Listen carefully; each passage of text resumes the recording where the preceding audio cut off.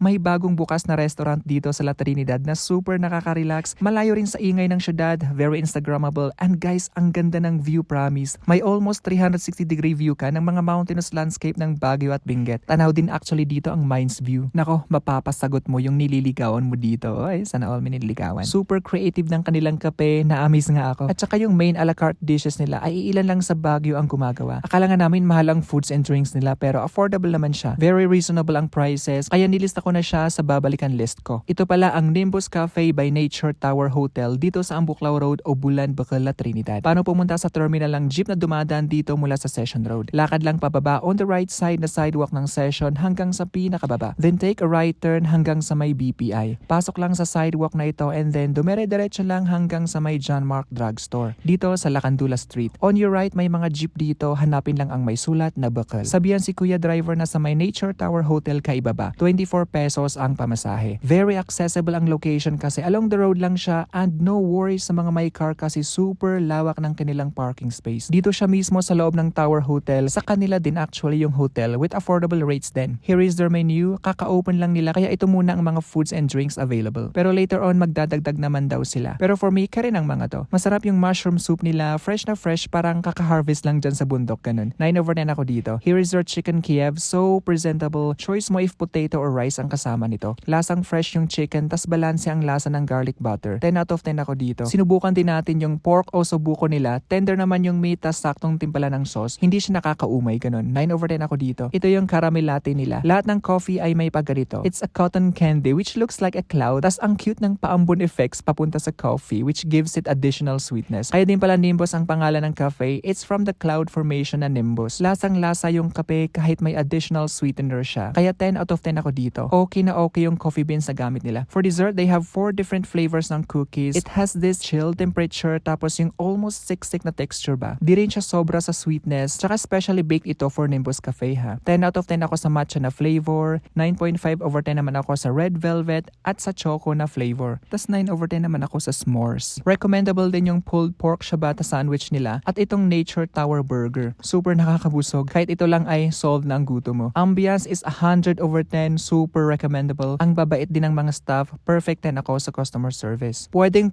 mag-study or mag-work dito. Hindi lang dahil tahimik pero malakas din ang wifi at may mga saksakan din. Allowed din pala ang mga small pet basta naka-diaper at may vaccine card. Open ang cafe everyday from 9 a.m. to 9 p.m. Yung hotel naman nila has more than 60 rooms which can accommodate more than 100 individuals. May room for solo or couple, meron din for 2 to 4 people, and a room for 3 to 6 people.